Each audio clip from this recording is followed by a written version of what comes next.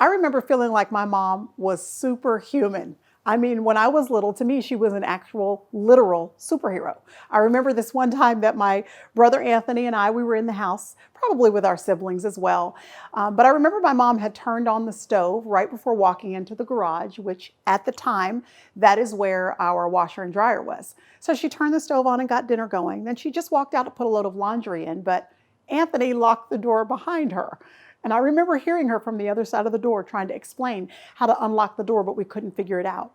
Then I remember walking around to the window and looking out of the window as I watched my mom run in what looked like to me superhuman strength, leap over the fence line to run to the neighbor's house to call 911 to get somebody to come unlock the door as smoke began to come out of the windows and fill the house. I will never forget that picture. She looked superhuman to me. Or that one time, because you know, all four of us were always getting in trouble. That one time when we were running errands with our mom and we were in the car and she pulled up to a bookstore and went inside the bookstore. The whole front of the bookstore was all windows, so she could see us and we could see her as she stood right there at the desk to buy what she was buying.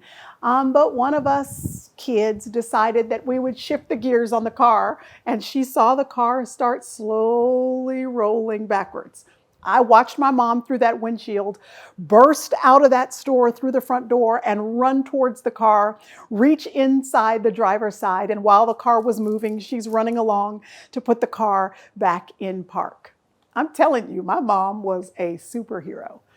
But now, in hindsight, now that I'm a little bit older, probably have a little bit more perspective and have children of my own, I realize that the things that made my mom superhuman were really these internal characteristics, things you can't really put a finger on and you don't notice them when you're younger, but they come alive to you the older and older you get.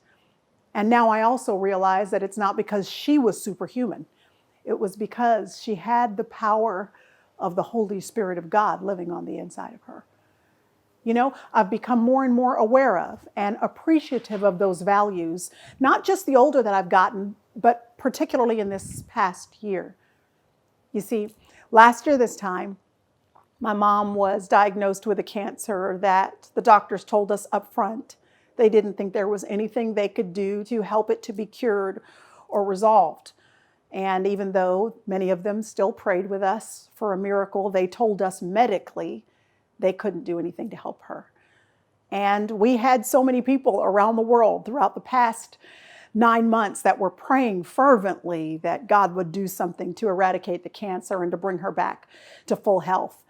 And in the last 3 months of her life, as we sort of literally moved in to care for her and to care for my dad, we began to notice there in November and December of 2019 that her health was rapidly declining. We celebrated with her. We celebrated her 70th birthday on December 1st that she wanted so much to get to. We celebrated her robustly and fully, her grandkids surrounding her, reading her letters that each and every one of her grandkids and her 2 great-grandchildren were able to read to her to celebrate her 70th birthday. We even made it to Christmas, even though by then she could barely communicate with us. She was still there. It was during those last weeks of her life that I saw those intangible qualities that I want so much for myself and that I appreciate her leaving that kind of a legacy for me. It's the intangible stuff, like a peace that passes all understanding. Anybody that can still have joy, that can still have a smile on their face, that has invested so well in family that all her family wants to do is surround her day and night, to be near her, her grandchildren piled up on her bed. What a heritage, what a legacy. On December 30th, she went home to be with the Lord. She went to heaven, and over that month, before she took her last breath, I saw her slowly but surely loosening her grip on earth and looking forward to heaven. In the end, she's even taught me how to die. You know, it reminds me of one of her favorite passages, Joshua chapter 4. In Joshua chapter 4, the children of Israel are headed towards the promised land. They've just crossed over the Jordan River, but they turn around and they put stones of remembrance in place so that when future generations would ask, what do these stones mean? They could be reminded about the faithfulness of God. I'm so grateful because that's what my mom did for me.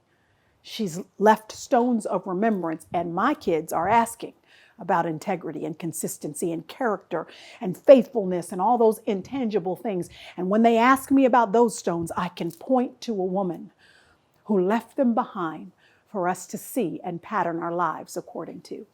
I want to encourage you to do the same. Remember that those intangible qualities, those daily decisions to live well, they matter. Happy Mother's Day.